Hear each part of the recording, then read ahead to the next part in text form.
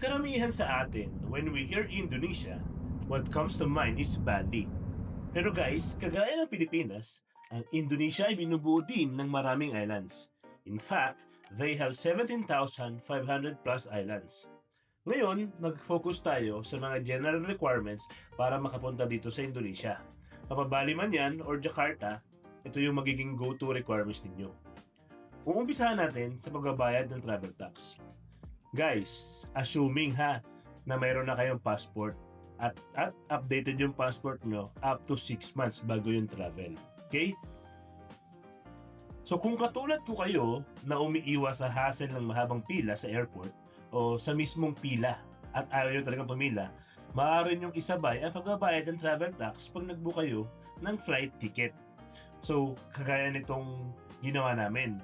Tatlo kaming adults at isang toddler. So makikita nyo dyan, PH tax manual. So ayan na yun. Yung toddler na kasama namin ay libre. I think 2 years old below ay libre. Next requirement is e-travel. You can download this sa Play Store or sa Apple Store. We have to accomplish this lalo na kung mag-travel tayo palabas or pabalik ng bansa. Once downloaded, open nyo lang yung eGov.ph icon. Then, inside the app, click nyo yung airplane icon.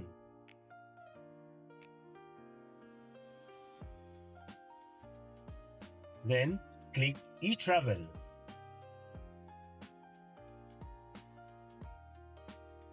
From then, i-fill up nyo lang lahat ng necessary items at details na kailangan. Lahat naman ng mga details na yan, such as passport details, flight details, hotel and accommodation details, at customs declaration ay manggagaling lahat sa inyo.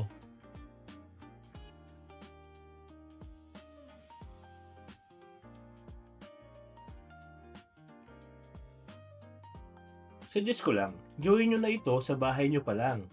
Bakit? Lahat ng resources kasi malamang accessible na sa bahay ninyo. Like, especially yung stable internet connection. Yung passport naman, huwag na nating ugaliin na maglabas pa ng mga dokumento sa airport unless kailangang ipakita. Pati yung mga accommodation details, di ba? Mahirapan pa kayong hagilapin yung mga nakatagong documents ninyo. Kaya as much as possible, gawin nyo lang lahat ito sa bahay.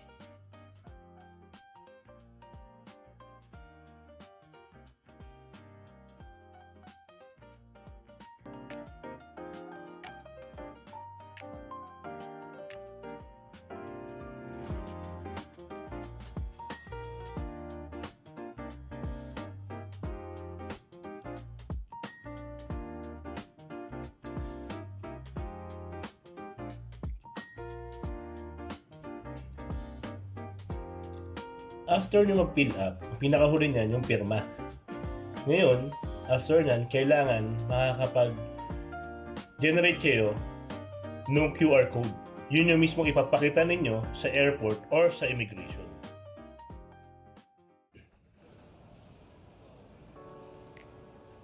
Next is yung All Indonesia. Kagaya ng e-travel form, itong All Indonesia ay halos parehas lang din naman ng configuration. Halos magkakaiba lang dahil kailangan nyo ilagay yung mga specific address na pupuntahan nyo, especially yung accommodation.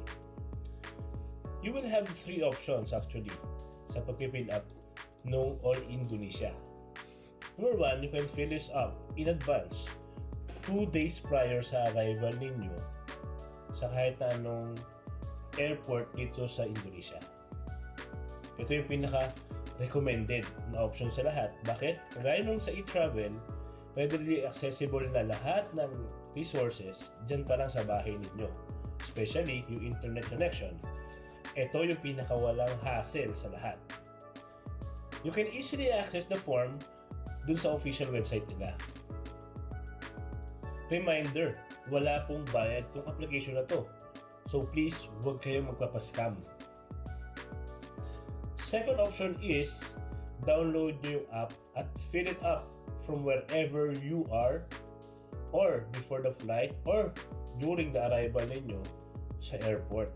Pero yun nga, ang downside nito, yung internet accessibility, yung mga passport details ninyo, kakalkalin nyo pa yan habang nasa biyahe.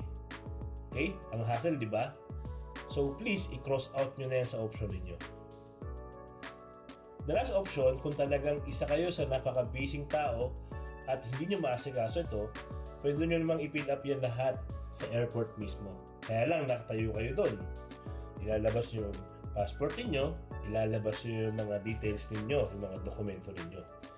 Pero still, makakapag-fill up pa rin kayo bago kayo makapagpunta sa immigration.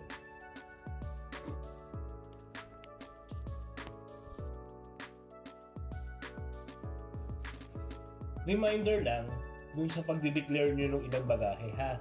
Kung ilan talaga yung bagahe ninyo, bilangin ninyo. Yun ang ilagay nyo. Maka-handbag man yan, hand carry, yung luggage mismo ninyo, ibilangin ninyo. Kasi dun tayo, baka harangin kayo dun sa bago kayo lumabas ng airport. So once ma-fill up ninyo lahat ng necessary details na kailangan sa All Indonesia app, mapa-online man yan, mobile application, or doon mismo sa airport kiosk, dapat maglabas yan ng QR code. Katulad nitong QR code nung naglan ako dito sa Indonesia. Yung QR code na yan ay i-scan yan dyan sa customs bago kayo makalabas sa airport. So basically, kailangan nyo itago yan.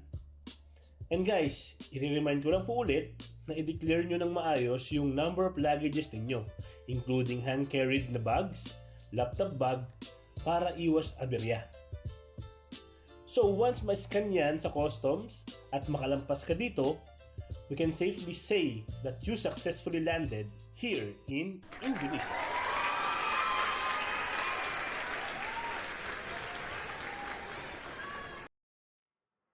Delman? Delman. Oh.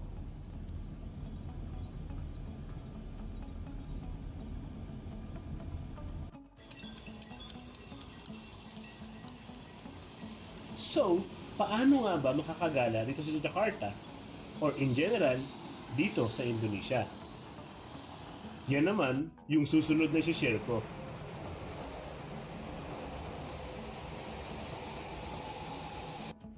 Let's start with Grab. Kagaya sa Pilipinas, they have here Grab, which you can book on Grab app. Meron silang Grab Food, Grab Bike, at Grab Car, which you can use for transportation. Next is Gojek. Parehas lang din to sa Grab. Meron silang GoFood, GoBike, at GoCar. And by the way, Gojek comes from Ojek, which means bike dito sa Indonesia. Kaya pinangalanan siyang Gojek.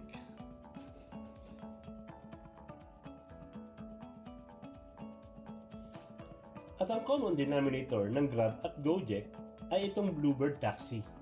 Ang initial purpose nito ay taxi cab. In fact, meron silang mga terminals in many locations dito sa Indonesia. Pero minsan, pag nag-book kayo ng Grab Car or GoCar, minsan sila din yung masasakyan ninyo. Oftentimes, pag nag-book kayo ng standard car.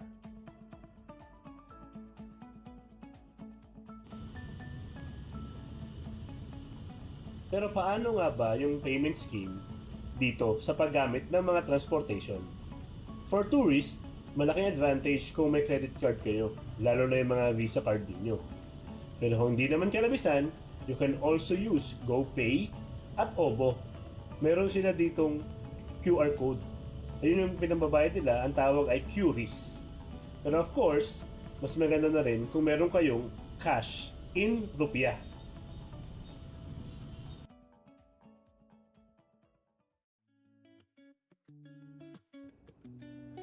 Next is e-bus. One of the busiest public transport dito sa Indonesia, apart from MRT.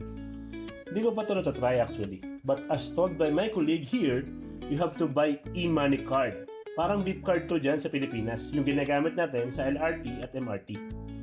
Ang kaibahan lang nito, mabibili nyo itong e-money card sa convenience store at pwede nyo i-top up for the amount of money na kailangan ninyo.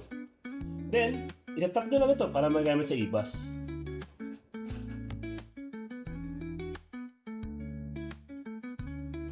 Next is MRT. Ito yung train system nila dito, public train system. Nagulat ako dito sa MRT nila. Bakit? May schedule din kasing sinusunod kagaya ng mga tren sa Japan. So para makabili kayo ng ticket or card, you have to use QRIS or card. Hindi ko pa try gumamit ng Visa or credit card sa pagbili ng ticket dito. Lastly, ito yung isa sa mga recommended na gawin ninyo.